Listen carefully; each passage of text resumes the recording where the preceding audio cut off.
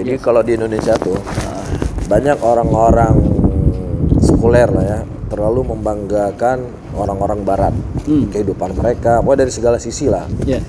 Jadi ada satu hal yang pengen bikin anak tanya, di dalam Islam itu kan ada konsep pernikahan. Jadi dalam konsep pernikahan dalam Islam itu tujuannya litaskunu ilaiha, supaya kamu mendapatkan ketenangan ya ketika menikah, dan juga si perempuan itu mendapatkan perlindungan. Jadi di orang-orang bule ini, orang-orang non Islam ini kan mereka tuh nggak ada batasan zina atau lain sebagainya ya, semuanya halal ya. Nah sebenarnya konsep pernikahan mereka gimana? Jadi konsep pernikahan mereka yang setahu Ana, nggak semua, tapi kebanyakan dari mereka itu, mereka menikah itu ya mereka merasa cocok satu sama lain. Dari pihak wanita cocok dengan hobi, dengan satu jalan dengan kedua belah pihak, itu mereka menikah. Dan menikah itu bukan berarti mereka itu menjalani satu yang namanya ada loyalty, ada saling kebersamaan, dan suami provider, maksudnya itu secara nafkah itu tidak ada dalam konsep mereka. Jadi perempuan, laki-lakinya nggak wajib nafkah, itu perempuan wajib untuk nafkah. Tapi kalau misalnya wanitanya, istrinya itu dia bekerja, itu kebanyakan mereka itu ya nafsi bayarnya. Kalau misalnya ajak ke restoran, gitu, mereka bayar masing-masing. Dan yang kedua, kalau mereka beli rumah, misalnya mereka nyicil atau renting atau bersewa, itu mereka pisah, bayarnya masing bareng-bareng, dibagi dua gitu. Mereka begitu. Terus nanti kalau punya anak, anaknya siapa yang nafkahin? Nah itu dia, anaknya itu juga again masing-masing. Dan ketika mereka bercerai pun, suaminya ya ada tuntutan dari government itu untuk menafkahi anaknya seikhlasnya. Tidak ada tuntutan yang kamu harus bayar full sekolah ini itu, nggak ada. Terus kalau anaknya masih kecil? Anaknya masih kecil itu dia dinafkahin, cuman hanya seikhlasnya. Kayak misalnya yang Ana tahu gitu, $80 seminggu. Nah $80 itu seminggu itu nggak cukup itu. Jadi ya mau nggak mau istri itu yang punya anak yang dipegang ya harus bekerja mereka untuk biaya anaknya, untuk biayai anak tambahan sekolah, makan, untuk bayar biaya kecil untuk excursion gitu-gitu untuk sekolah. Itu Ustaz. Berarti memang mereka tidak, kalau kita bisa berbicara ya nggak ada pri kemanusiaannya lah ya. Ya kurang lebih seperti itu. Jadi mereka itu menikah ya hanya cocok, satu jalan, kamu satu bisa hobi, bikin satu hati, kamu bisa bikin saya bikin happy, udah sekedar itu. Udah nikah kita. Iya, dan loyalty itu nggak ada di dalam konsep mereka itu. Jadi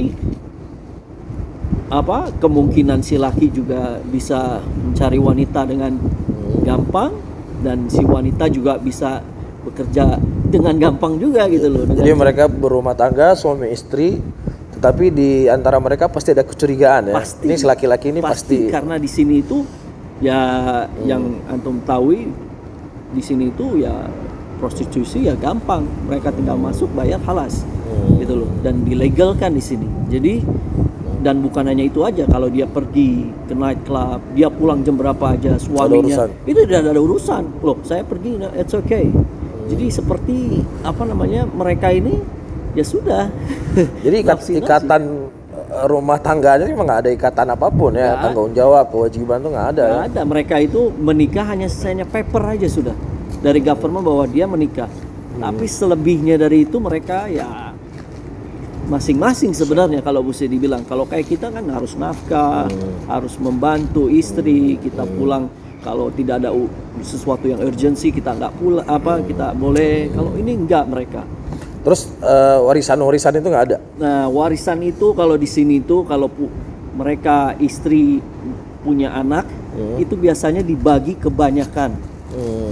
Itu dibagi 80-20%.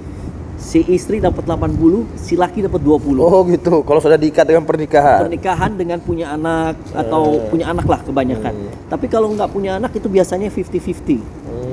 Kebanyakan dari mereka. Jadi dengan seperti itu mereka malah nggak pengen nikah, jadi agak repot nanti hartanya. Itulah.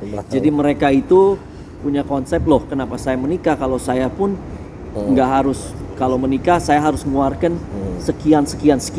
Resikonya banyak. Tapi kalau saya nggak menikah, saya bisa ganti wanita setiap malam. Saya bisa maksudnya ke night club anytime tanpa ada hubungan ikatan, bisa berbuat sesuatu yang tidak dibolehkan dalam agama kita. Jadi memang nggak ada keyakinan berhubungan badan dalam keadaan pasangan sah dapat pahala, nggak ada. Tidak ada itu. Konsep mereka tidak ada. Dan mereka juga banyak kok yang ngeluh dari para suami wanita memberikan haknya secara batin untuk suami yang harus itu tidak ada, Ustaz. Istri mau memberikan anytime baru, kalau enggak tidak. Dan suami itu kan seperti syahwatnya lebih besar, tapi istri ini tidak memenuhi gitu loh kebatininnya. Jadi suami ini mereka cari di luar. Jadi kalau Faris diskusi sama orang-orang bule di sini ya, mungkin menginformasikan tentang bagaimana kewajiban dan hak suami dan istri dalam rumah tangga, gimana komentar mereka? Ya, dia sangat tertarik dengan konsep ini. Saya bilang bahwa suami itu adalah tanggung jawab di kepala rumah tangga. Itu mereka sangat kaget gitu loh. Bukan arti kata kaget karena mereka tidak pernah mendengar. Kedua, mereka mungkin belum pernah tahu bahwa konsep Islam kok seperti ini gitu loh. Mereka malah tertarik gitu loh. Cuman ya itu dia, dibalikkan lagi. Mungkin belum dapat hidayah. Jadi subhanallah, kita merasa bagaimana nikmatnya Islam, keadilan Islam. Ya mungkin orang-orang sekuler di Indonesia itu dia cuma tinggal di Indonesia, nggak ngerti kondisi bagaimana kehidupan orang-orang non-Islam, tapi suka bela-belain orang non-Islam dan suka merendahkan syariat Islam. Betul. Jadi mungkin mudah-mudahan ini jadi pelajaran buat mereka. Apa yang kalian bangga-banggakan, mereka juga sebenarnya bosan hidup dengan seperti itu dan justru memuliakan bagaimana hebatnya Islam gitu ya. Betul, begitu Ustaz. Barakallahu fiik, jazakallahu khairan.